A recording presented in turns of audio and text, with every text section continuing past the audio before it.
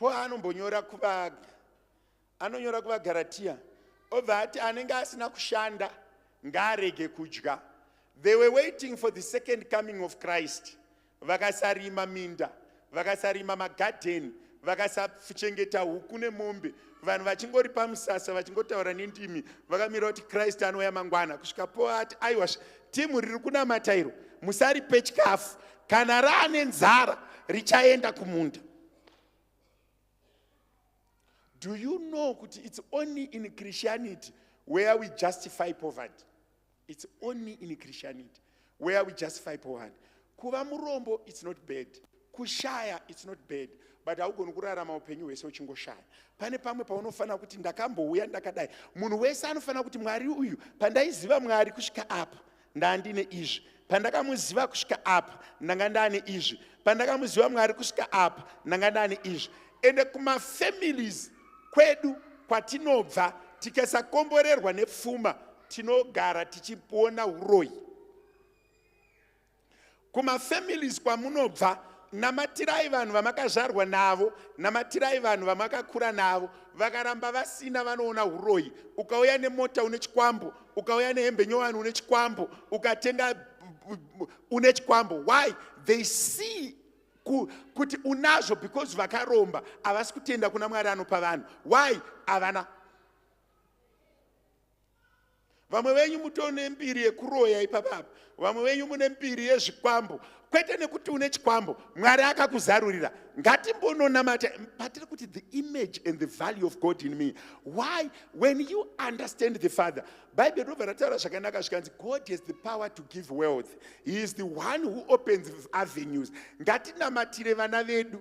Vabereki vane vana namatira mwana. Mwana ngave an upgrade of yourself.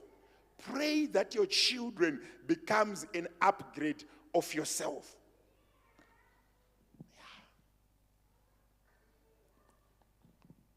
Okay. When we love God, there are things that we do. When we know our foundation, there are things that we do. When you understand who God is, there's things that we do. One of the things that comes with understanding God is you boost your confidence in doing things. Your level and accuracy of doing things. Do you know what limits people from making wealth and living a righteous life? What limits people to live a righteous life and to do things is the level of confidence. Chinotadzisa munhu asina kuremara kudriver, level ye confidence. The level of self-belief. Inouyiwa nekuti munhu anenge akuziva Mwari vaanonamata. When we are in Christ, we must strive to do zvinhu zvedu in the right way, in the righteous, in the right way, in a proper way. We must be able to work. There are things that we do in Christ that we cannot do out of Christ. The ability to give, the ability to be righteous, the ability to generate wealth, the ability to be sincere and honest. They all come that because we are in Christ. My resources edu tinonetseka nenyaya tithing tiri kunamatira vanhu kuti vabvise zvegumi, but chiri kukuvadza vanhu pakubvisa zvegumi inyaya kuti they don't trust enough kuti ndikapa Mwari vanondidzosera. Vangani venyu vakamboita mwana mudiki wekuti unomupa chinhu wozoti ndipo what it's mine. Tine level yevaKristu vakawanda mazera ana kunashe ukamupa kana vakuda kuzotora anobva ati it's mine. Anokanganwa kuti ndiwe wadi wamupa. MaKristu, let's mature in what we do. Pama resources edu kuti mari yedu iwande, we need to share it with Christ. Whatever we have, whatever belongs to us, we must always know it came from the Lord. The ability to walk, the ability to talk, the family, fuma yatinayo, chese chatinacho, chakabva kuna Mwari. The understanding that I came from God, I belong to God, whatever I have comes from Him. Haifani kubva pamusoro pedu. And once we are rooted and grounded in the understanding that whatever we have comes from the Father. That minimizes the level of pride that we have, and also that minimizes the level of overexcitement, and also that minimizes the level of self-dependence. In the animal kingdom, if one animal gets astray and leaves others, it becomes easier prey. Kureva kuti pakunamata kwedu tikabva pamberi paMwari, if we are overexcited zvekubva pamberi paMwari, if we are overexcited zvekukanganwa mabasic things, pamwe pacho tinonyura. We need to be always be reminded kuti out of Christ I cannot do anything. Without Christ I cannot do anything. Without His grace I cannot even have money. Without His grace I cannot even have the ability to talk. I cannot even have my eyesight. That total dependence in Christ. We must always refer to the Father in whatever we do. We must always be able to work under the Father, not above the Father.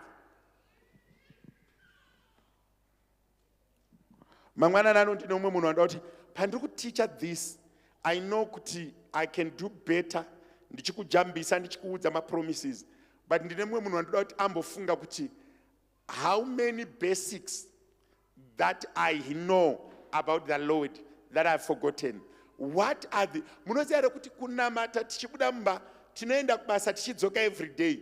Asi musi waunoita one fatal accident unofira panzvimbo same day. Kungonzwisisa kuti when I leave my house I pray. When I come back I thank God kuti ndaenda kubasa ndadzoka ndaona vana vari right, ndaona mhuri iri right, ndaona pamba pari right. Vana baba nana mai arisi drama kuti mumwe musi pado panonokwa like this. Uchiona dori chinokwa ukavhura pado ukaona panokwa paine mupurisa, unoziva kuti kwaitika accident and the accident is not good. Nekuti kukaita accident munhu akasafa avaui.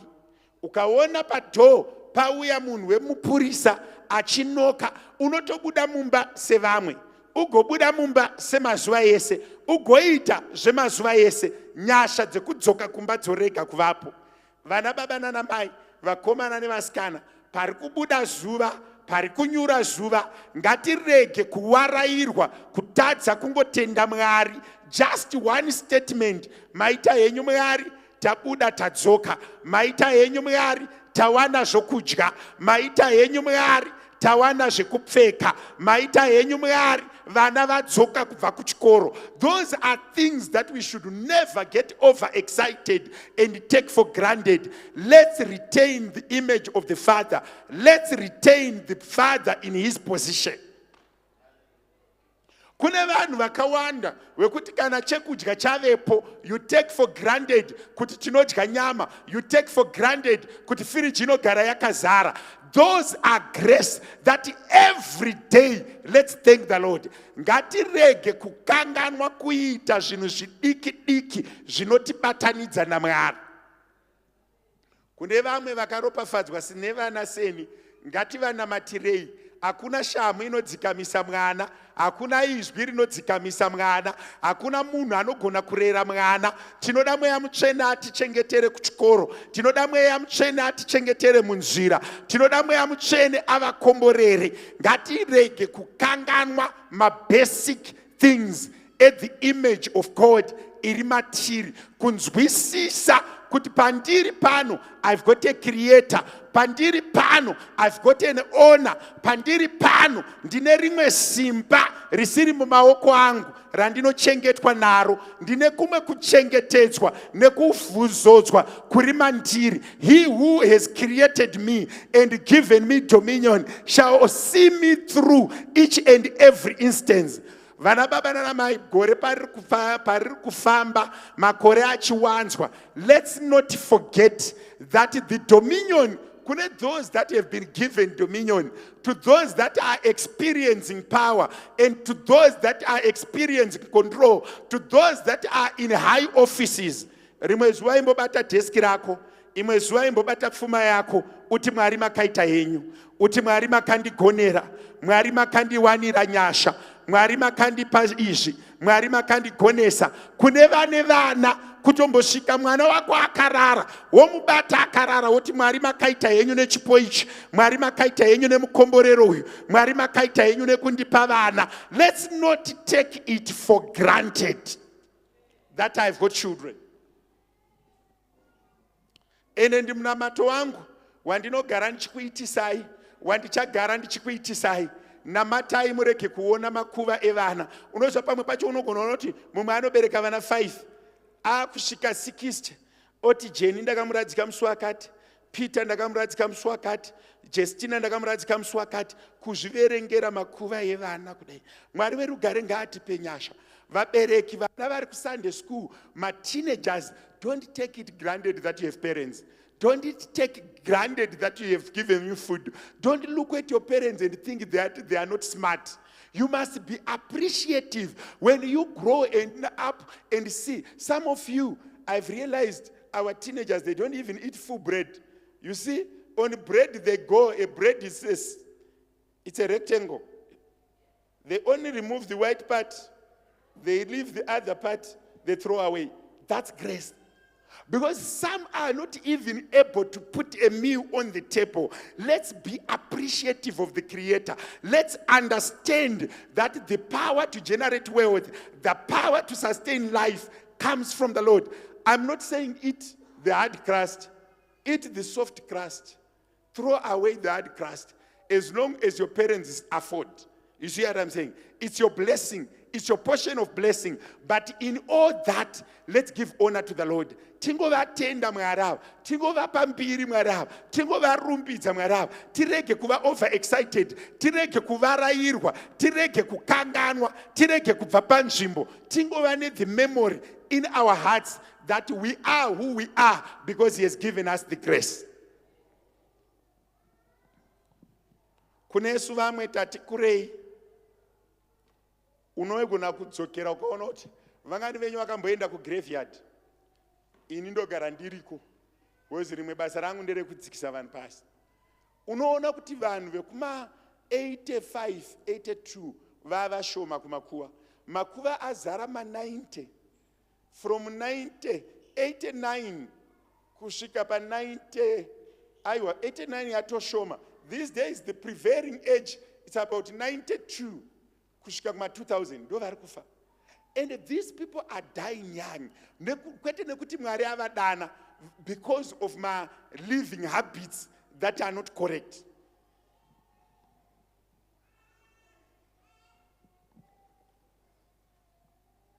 Kune mumwe munhu ananganishaura naye. Ndoda kuti mumwe munhu adzikamise hana yake mangwananani.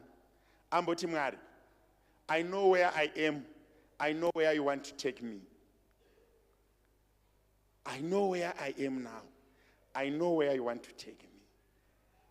Kune vamwe vanofunga kuti vakazvarwa zvakanaka, you are beautiful. Please. You are only as beautiful as the Spirit of the Lord is upon you. Unounyana kuunyana kupera kuunyana chaiko. Let us be grateful of what we have and appreciate what God can do. Mata mangwana na anu. I just want you to pray and say, God, I came from you. I should never be overexcited more than you. I should never forget who I am. And I should never forget the mandate that when I rule correctly. When I dominate correctly. When I do not have, I seek the ability to. Munhu seruva anosvava. Kana munhu akaratidzika zvandakaita izvi, anenge ari right. But ukashayirwa nyasha muviri unodzikira, unopera. Daumbosvika panguva yekunamata. I just want you to pray. Uti God, I want to know you. I want to understand you. Teach me never to be overexcited. Teach me never to be overreactive. That wherever I am, I understand you are there. You created me in your image. I'm your son, I'm your daughter. I am proud to be your child. I am proud to be where I am because I know you can take me far. Usafarira kugara munyika iwe usina ukama nemuridzi wenyika yacho. Kuti panyika patinakire, panyika panakire kugara, ukama hwedu naMwari ngaunake. Imboenda pamberi paMwari uti Mwari wekudenga, help me that I'm not overexcited. Help me that I remain rooted in you. The love of God that surpasses all understanding, to be increased in you, to be increased in your children, to be increased in your wealth, to be increased in your household. Chimbonamata Mwari, I want you to reflect on your life and say, Lord, I love you, and I want to love you more. Say, Lord, I need to do things for you and for your kingdom. As a child, I want to carry the mandate of taking me where I am. The Lord loves you because he is a man. It's in his nature to love you. God loves you because it's his nature. Draw nearer unto him and life will work out well for you. Timwari ndiswededzei padhuze nemi because munotida. Mwari akatida akatipa mwanakomana wake. We need to understand that he loves you. You need to know that he loves you. Ingotenda Mwari nevana vako, tenda Mwari nedzimba dzako, tenda Mwari neupenyu hwako, tenda Mwari neutano hwako, tenda Mwari nezvaakakupa, kungomutendawo kungoti Mwari makaita henyu. Uye Mwari anoramba achikusvimudza, Mwari anoramba achikuitira zvakanaka. Ingomutenda so, kungomutenda, kungomupawo mbiri nevana. Chipo chisingatengwi nemari, chipo chisingatorwi kushopu, chipo chisina kwachinoenda. Chingotenda Mwari nemudzimai wako, kungomutendawo kuti Mwari makandipa mudzimai. Chingotenda Mwari nemurume wako, chingotenda Mwari nedzimba dzako, chimbotenda Mwari neutano.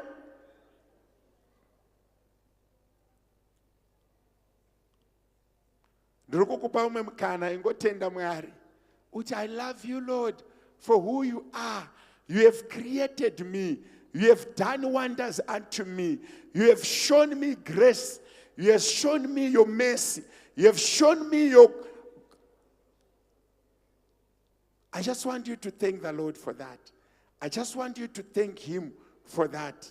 Mwari verugare vatitire zvakanaka muzita raJesu. Hallelujah. Ndoda kuti tiite imwe one more prayer.